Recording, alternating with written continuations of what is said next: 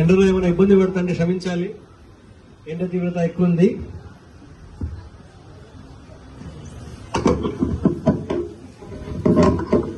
ఇక్కడ ఉన్నటువంటి ప్రతి ఒక్కరికి మేడే శుభాకాంక్షలు. మొదటి ప్రశ్న ఏంటంటే, ఎందుకు మీరు వేదిక అయ్యారు,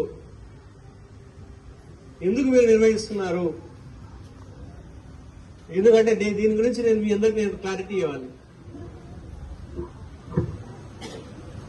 ఈ సమాజంలో భగవంతుడు మనం అందరినీ సృష్టించాడు. భగవంతుడి దృష్టిలో అందరూ సమానమే. ఎవరు పెద్దవాడు కాదు, ఎవరు చిన్నవాడు కాదు, ఏ పని పెద్దది కాదు, ఏ పని చిన్నది కాదు, ప్రతి ఒక్కరూ సమానమే.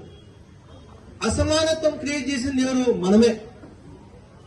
నువ్వు పెద్దోడివి, నేను చిన్నోడివి, నువ్వు డబ్బున్నోడివి, నువ్వు డబ్బు లేనోడివి, నువ్వు ఈ పని చేసేవాడివి, నేను ఈ పని చేసేవాడివి.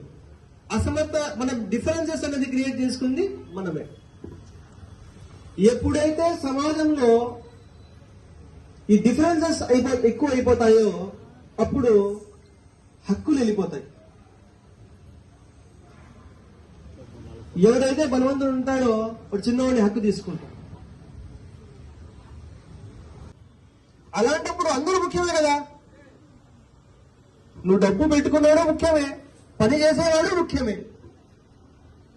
ప్రతి ఒక్కరికి సమానంగా వారు చేసినటువంటి పనికి మనం ఎప్పుడైతే విలువిస్తామో అప్పుడు మనకి సమానమైనటువంటి సమాజం అన్నది క్రియేట్ అవుతుంది.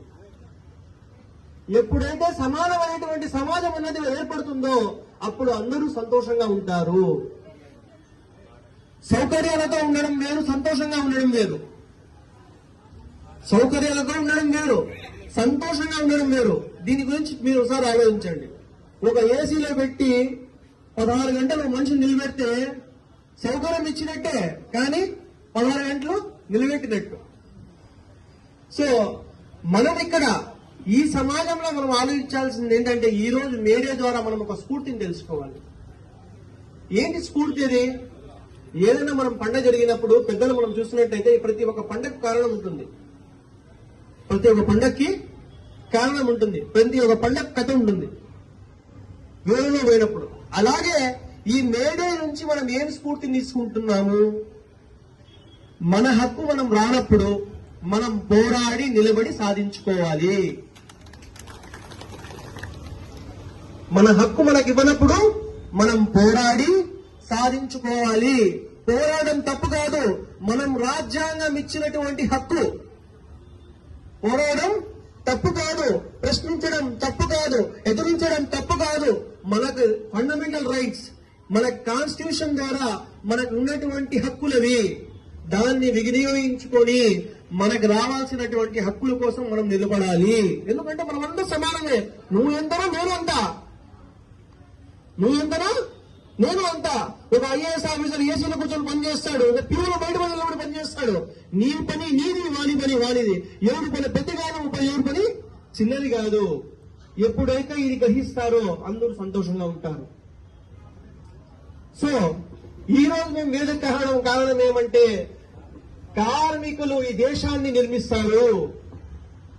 ఈ దేశానికి పునాది మీరు, సభ్య సమాజానికి పునాది మీరు. మీలాంటి వాళ్ళని పిలిపించి మేం వేదికగా అయ్యి మిమ్మల్ని అందరినీ సంతోషపరచాలి, మిమ్మల్ని అందరినీ ఇక్కడ మేము వేదికగా చూడాలనే ఉద్దేశంతో మేమందరినీ మనస్ఫూర్తిగా ఇక్కడికి ఆహ్వానించడం జరిగింది. ఈ ఆహ్వాన్ని మన్నించి ఇక్కడికి వచ్చినటువంటి మీ అందరికీ నాకు నమస్కారములు. ఎందుకంటే మీరు ఇక్కడ రావడము, ఇక్కడ వరకు నేను మనస్ఫూర్తిగా ఇక్కడ పిలిచడం ద్వారా ఇక్కడ రావడం చాలా సంతోషమైనటువంటి విషయం ఇది. ఇంకోటి, ఇక చక్కగా నాయకులు చాలా చక్కగా మాట్లాడారు.